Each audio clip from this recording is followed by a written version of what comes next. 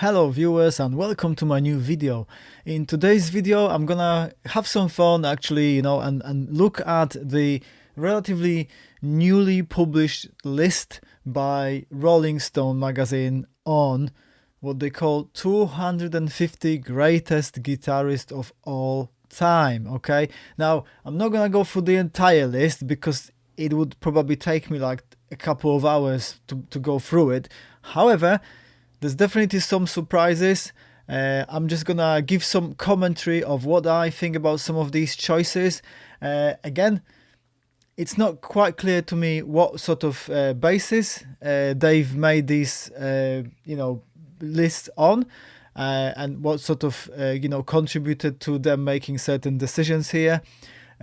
However, I'm just going to do a bit of a light video today, and obviously you also please take it with a pinch of salt. This isn't like a serious research or anything like that. This is just me commenting on what I think about it. Now, before I start as well, I just wanted to say there's quite a lot of guitarists on this list that I have no idea about. I didn't even know of their existence until I started reading this. So this is interesting in itself. I wouldn't ever make a claim that I'm some kind of an expert on guitarists. I know some of them, obviously I'm aware of quite a lot of them, but some of them I haven't got a clue about. I'm a guitarist myself, so this subject is obviously of interest to me. Interestingly, Andy Summers from The Police is at the beginning of that list, or end of that list, depending on how you look at it, at number 250. Now, should he be sort of a bit higher in my estimation? Probably yes. I think he's quite a versatile guitarist, and he obviously brought a lot of intricate chord progressions to The Police and to their work, and sort of made the songs sound quite unique and interesting. Interestingly enough, Steve Jones, formerly of Sex Pistols, has actually made this list at number 228. So yeah, make it of it what you will. Quite an interesting choice. I think his guitar playing was quite. I think he's made his mark, definitely, or left his mark on music in a sense, and his approach to guitar was quite interesting. And obviously, punk music in its simplicity, it's not really kind of like top of the top, of guitar playing, but for what he was doing, I think he was really good. Glenn Tipton and KK Downing from Judas Priest are on here, and actually what they have done as well, in some instances, some of these positions they've done as duos rather than just single guitarists. Now, to me, this is really fascinating that Eric Johnson is here. I mean, I'm glad he is here, but the fact that he is at number 205 is a bit surprising to me, because to be honest with you, I consider him to be like a really, really good guitarist. Very accomplished, virtuoso. So really, personally, I would put him a lot higher than number 205 on this list. Interestingly enough, again, we have Greg Ginn here from Black Flag actually on this list at position 195, which is again higher than Eric Johnson. This is really interesting to me, because honestly I don't know what criteria they used to actually make these choices, and I know this is always going to be very subjective, but I'm just making my own comments on it, because for me, if it was to look at just the ability or the skill level in terms of playing the guitar, or virtuosity or anything like that, then obviously some of these guitarists are much better or much more accomplished. At number 194, we've got Brian Robertson and Scott Gorham from Thin Lizzy. So this is the famous duo that played Boys Are Back in Town, which is that kind of, those guitar harmonies that I'm sure many of you will be familiar with. So, I'm not surprised they've made this list actually. At number 192, we've got Lita Ford, and yes, she is a very good guitarist indeed, so I agree, she's one of the shredders actually as well. So yeah, I'm not surprised that she's made this list at all. Steve Lukather of Toto, and obviously he's worked on so many different session projects as well, including with Michael Jackson and people like that, is also here at number 186. Rodrigo y Gabriela at number 177. Yeah, I've heard some stuff by them. Yeah, I think they're pretty good, accomplished kind of, acoustic guitarists. Interestingly enough, Paul McCartney has made this list as a guitarist, even though his main instrument was a bass guitar, and he's at number 173. Chrissy Hind from the Pretenders is actually here as well at number 172. D. Boone from Minutemen even made it at number 171. I'm familiar with this band, it's pretty cool actually, pretty good, but really kind of choppy, but again, that's more like a punk kind of style of playing, so this is really interesting. Some of these guys actually made this list of the greatest guitarists of all time. Tim Henson, the guitarist from Polyphia, has also made this list at number 161, which is again interesting in itself. He's one of this sort of new generation of these guitar shredders, but again, quite an interesting position, but I suppose there is something in those sort of newer guitars where they're kind of more inventive with the instrument and kind of discover these new ways of playing. So fair play. John Lennon is also here at number 159. Pat Metheny, I'm not surprised by that actually. He's also featuring here at number 157. Dimebag Darrell has made the list at number 131. Nita Strauss, I do actually agree, she's an amazing and brilliant guitarist. Now, we are entering some area of controversy, at least for me, okay? Because now we have Steve Vai here, who has been placed at number 127. Now, is he an amazingly influential guitarist? I think so. Has he developed his own unique style? I think so. Is he a shredder? Is he a virtuoso guitarist? Yes. Could he be a little bit higher than that position? I think so. But let's carry on and look at the others. Slash is here at position number 105. Billy Gibbons made that position 102. I quite like, some of the songs by ZZ Top, and so yeah, I don't mind that actually that he's here. Is he a better guitar player than Steve Vai, for example? Probably not, but there we go. And now we've got another metal guitarist now. At number 100 we've got Kerry King of Slayer, and just above him there's Tosin Abasi at number 99. So again, one of these sort of newer sort of prog metal guitarists. Now this is a little bit controversial again. Maybe that makes me sort of a bit old school or whatever, but Mark Knopfler, I actually rate him quite a lot. I think he's sort of his use of guitar, how he makes the guitar sound, the fact that he plays with his fingers instead of a pluck, all these different songs that he wrote as well. I think it puts him quite high in my estimation as a guitar. If we're talking about greatest guitarist of all time. And of course, I'm just talking about electric guitarists because that's kind of my, more kind of like my area of knowledge and expertise. But he is here at number 96. Could he be a little bit higher? I think that he could, in my estimation. And Joe Satriani has been placed here at number 94. So of course I am really glad that he is on that list. I think he's a fantastic guitarist and an amazing songwriter. I really like listening to his music. But again, could he be a little bit higher?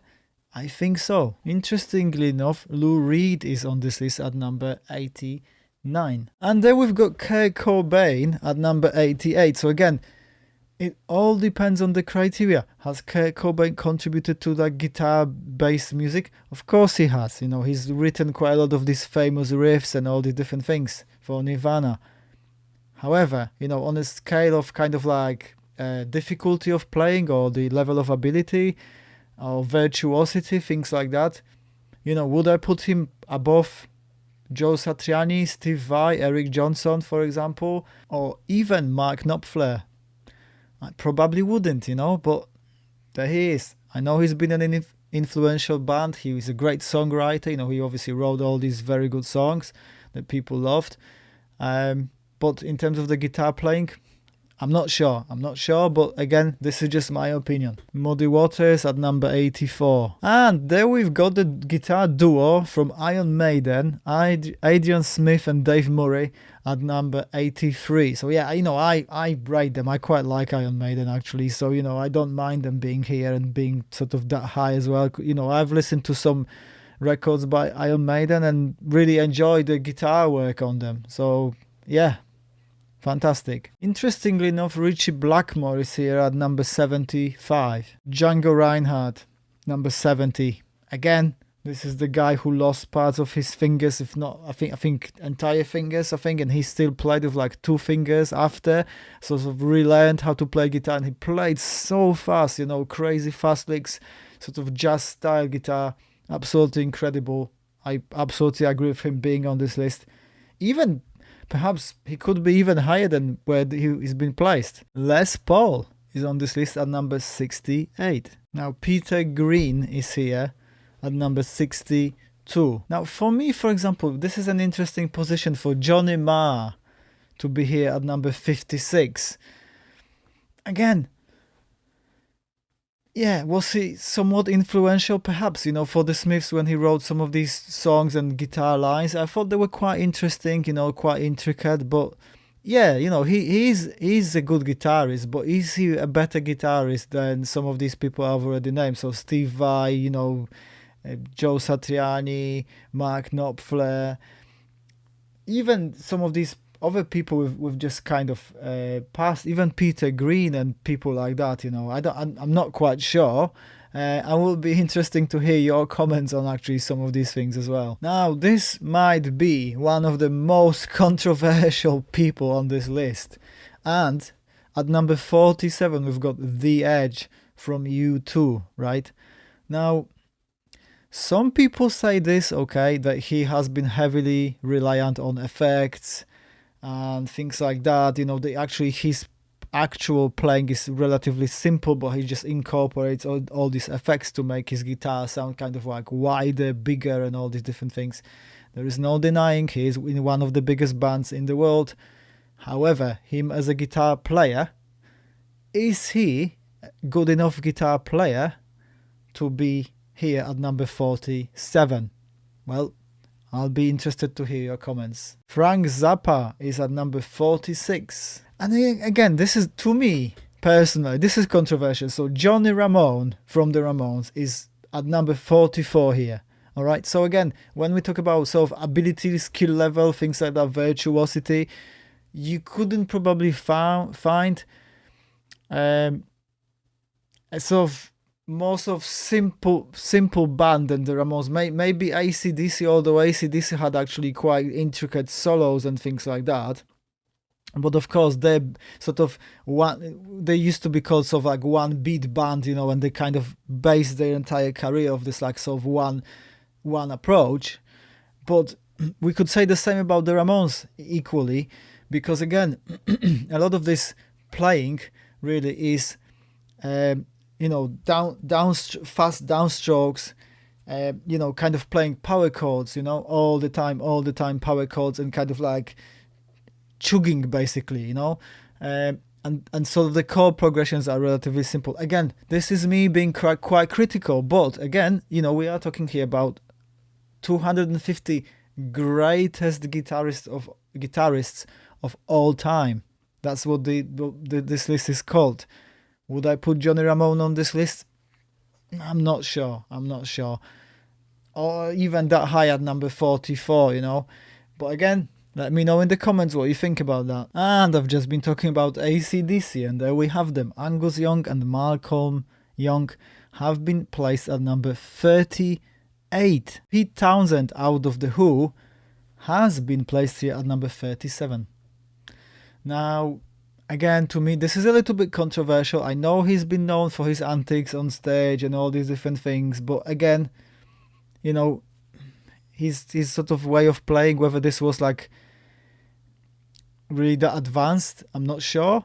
But again, happy to be challenged on this, and in the comments. Eric Clapton has been placed at number 35. Brian May of Queen at number 33. Yeah, I actually do think that Brian May is a good guitar player, and he's obviously sort of, again, developed his own unique original style of playing, and he's good. He's good. He can shred, and he can, play some really, really difficult bits. So yeah, I'm not surprised he's here. I'm not surprised he's high either. However, we now have Jack White of White Stripes. Again, it's one of these things. It's really simple, really, really simple guitar playing. If we are talking about the songwriting aspect and like how far he's come, like the popularity of the songs, I completely agree. It's a bit the same, like sort of Kurt Cobain, Jack White, Johnny Ramone, and I think there was someone else that I previously sort of put into question, especially at that high level. When we talk about the greatest guitarist of all time, number 32, position 32. I'm not sure. But again, this is very subjective, and this is just my opinion. George Harrison of the Beatles. So we have 3 Beatles included in this list. He's been placed at number 31. So he was the lead guitarist. So I suppose I'm not surprised that he's sort of the highest here out of the 3 of them. Neil Young, number 30. Is that really deserved? Should he be? If it's fine that he's on this list, but should he be that high on this list? Not sure. David Gilmour has been placed at number 28. Again, I quite rate David Gilmour, and his guitar playing. So I think he should be on the list. I'm not sure if he should be at number 28, but again, open for a debate. And there we have John Frusciante of Red Hot Chili Peppers at number 25. So this is really high, right? When you think about it. Is John Frusciante really such an amazing guitarist that he should be here at number 25? It's debatable. I think that he's a very good guitarist, and I think he's obviously contributed to the band's songwriting immensely. And I suspect that some of this stuff may be influenced by some of this as well. That some of these guitars that made it to onto this list, and also the high positions they've been given, maybe have also something to do with the success of the bands that they were in. Although if you were looking at it from that perspective, then why is Andy Summers at number 250? Because the Police actually were a very, very successful band at one point. So it's really kind of interesting from that perspective that he's at number 25. I'm not sure if I would place him that high on this list. James Hetfield and Kirk Hammett of Metallica have been placed here at number 23 as a duo of guitarists. Again, make your own mind up. Do you agree with this or not? They on the list? Should they be on the list? I think probably they should, but should they be at that high of a position? I'm not sure. Albert King is at number 22. Randy Rhoads is at number 21. I think he deserves to be on this list 100%. He was a brilliant guitarist. Now, whether this is a high, sort of too high of a position, I'm not sure, again. But I think I do rate Randy Rhoads. Stevie Ray Vaughan, number 20. Now, this also may sound controversial, but Tom Morello of Rage Against the Machine is here at number 18. Number 18. This is really high, really, really high. Now, Tom Morello obviously introduced a lot of usage of effects, playing guitar differently, playing with his pencil, playing with all these different things, and making the guitars make those sounds that would sort of resemble like a police siren or all these different things, or a helicopter or whatever. So actually, he has definitely contributed something different to the guitar playing world. He's a good guitarist. I think I rate him. He's got technical ability to play. Should he be here at number 18 though? I don't know. Not convinced. Keith Richards. Keith Richards is here at number 15. 15. Again, is this based on the fact that he's in the Rolling Stones? Yes. He's a good guitarist. Yes. He has written a lot of really good songs.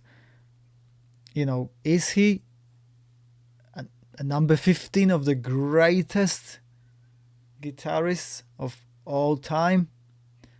I don't know. Now we've got Prince at number 14. Again, Prince, amazing, great guitarist. I do rate Prince a lot, actually. So yeah, I'm not surprised he's made the list. I'm undecided whether he should be number 14, but I think he was a very, very good guitarist. Interestingly, we've got Tony Iommi at number 13. Tony Iommi of Black Sabbath. That's another guitarist who lost parts of his fingers and then carried on playing as well. Now, he obviously introduced a lot of these heavy riffs to the guitar playing. So again, he definitely deserves to be here. Whether he should be at number 13, again, I'm not sure. And then we have one of my favorite guitarists, Carlos Santana, who obviously combined the world of Latin American music with the world of rock music almost seamlessly. You know, I really rate his playing. I enjoy his music. I enjoy his songs. I think he's a great guitar player. So I'm not surprised he's here. He's at number 11. Yeah, I think it's deserved. Then we've got number 10. So we've got Juan Allman at number 10. After that, we've got Joni Mitchell, so an acoustic guitarist, at number 9. B.B. King has made it to number 8. Then at number 7, we've got Nile Rodgers. Now, I really rate Nile Rodgers and his playing and his approach to the guitar. He's definitely been inventive. He's definitely been incorporating a lot of like jazz chords and sort of difficult chord progressions into the sort of world of disco music, funk music, you know, pop music. So I think he is a very good guitarist. Again, should he be at number 7? I'm not quite sure, but I think he's contributed quite a lot to the guitar playing world. At number 6, we've got Sister Rosetta Tharpe. Now we're getting to the 5 first positions, right? So at number 5, we've got Jeff Beck. Now, I think, this is just my personal opinion, and again, I think Jeff Beck, again, has been one of these guitars that he made the guitar sound so unique, played with his fingers, you know, he did all these different styles over the years as well. And I think he definitely deserves to be high up on this list. I would probably place him even higher than number 5, but there he is at number 5. At number 4, we've got Eddie Van Halen.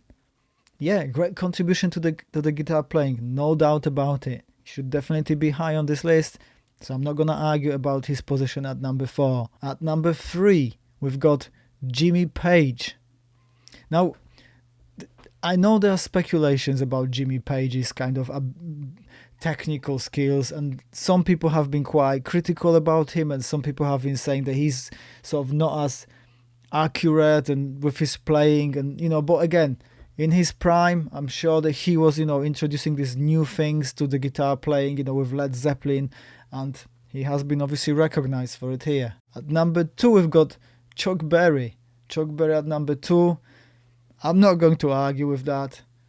You know, like I say, maybe I would slightly reposition some of these people, like maybe, you know, actually on the whole list, but maybe specific in that top number 5 or even top number 10. At number 1, we've got the one and only Jimi Hendrix. Now, that doesn't surprise me in the slightest. I would always put him at number 1, at least in the electric guitar world. Playing, to me, yes, number 1 for sure. So this is the list. Now I'm going to tell you who I think is missing from this list, which is really interesting because they've introduced quite a lot of these bands, and I've not covered some of them like Pearl Jam and all these other ones as well, but they've introduced some of these guitarists that maybe weren't that like super virtuosic players, or like have like these super technical abilities or shredding abilities on the guitar, but they have made it to this list. for probably their contribution to the music, for the songwriting, for the, you know, whatever they did, you know, with the guitar sound or whatever that might be. But what I am really surprised about, because Steve Jones, for example, and someone like Johnny Ramone are on this list. And why isn't Mick Jones from The Clash on this list, for example, right? He was the lead guitarist of The Clash, also the primary songwriter, and he, you know, his guitar playing, you know, I really like The Clash as a band, you know, so he wasn't a virtuoso, but I think he could play like some really nice things on the guitar. You know, even if we have somebody like Kurt Cobain, again, why don't we have Joe Strummer here? You know, because he also had that kind of like simplicity of playing, but actually, you know, quite a lot of energy, a lot of emotion being sort of transferred through his guitar playing. And finally, the guitarist that I am really surprised about, because there's two other guitarists named here from Thin Lizzy, who was also for a period in Thin Lizzy, is Gary Moore. I am actually really surprised that Gary Moore is not on this list at all, because for me he's definitely one of the greatest guitarists of all time. Amazing technical ability and great songwriting, you know, great, like, there's some really amazing performances that you can find online and watch Gary Moore sort of play. So this is something that has surprised me, but again, you know, these are just my opinions, and I would love to hear your opinions and your views on this, what I've said today, and maybe you have some other picks that you would use. You know, what is your favorite list? What is your favorite 10 or favorite 5 even? Let me know in the comments, and thanks for watching today, and I'll see you in my next video.